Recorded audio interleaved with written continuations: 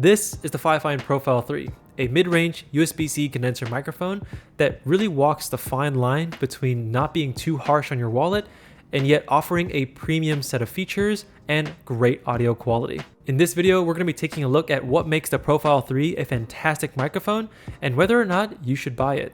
Right out of the box, the Profile 3 has got some heft to it, and that's because it's almost entirely made out of metal.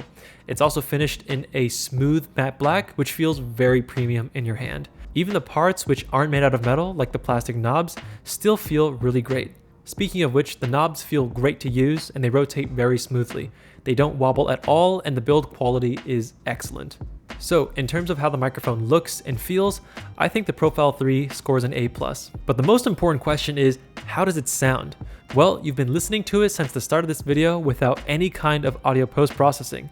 What you're hearing right now is exactly how the microphone sounds right out of the box, plugged straight into my computer. So let me know in the comments how you think it sounds. The Profile 3 also comes with a low-pass filter, and the best way to explain this is to hear how it sounds. So I'm gonna go ahead and enable it. And right away, you can hear that the lower frequencies have all been cut out without affecting the overall clarity of the audio signal. This is really great if you have a fan or a computer humming in the background. Switching it back over, and you can immediately tell that the lower frequencies are now coming through. For most people, I'd recommend leaving the low pass filter disabled, as it does create a more complete sound signature. Speaking of noise rejection, you might be wondering how the Profile 3 handles background noise like the clacking of a keyboard, for example.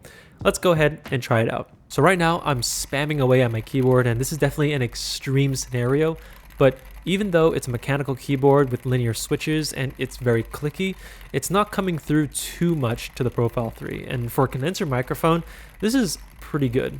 Another area where condenser mics typically struggle with is plosives. So let's go ahead and try that out.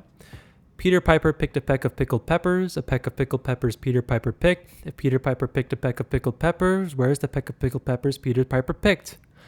And yeah, I mean, that's pretty good. Even without a windscreen or pop filter, the Profile 3 does a pretty good job of making sure that plosives and other harsh sounds aren't too pronounced in the audio signal. The only issue I have with this microphone is that the real-time monitoring has a little bit of white noise in the background. It's not serious at all, and it's totally acceptable for most people, but if you're a bit sensitive to white noise or background static, then I would say that the Profile 3 probably isn't the right option for you. But I think overall, the Fifine Profile 3 is a fantastic mid-range microphone.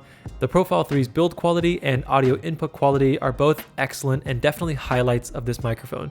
But I would say that the audio output and especially the real-time monitoring are probably areas where this microphone is a bit lackluster in. This microphone definitely gets my personal recommendation, but let me know what you think in the comments below.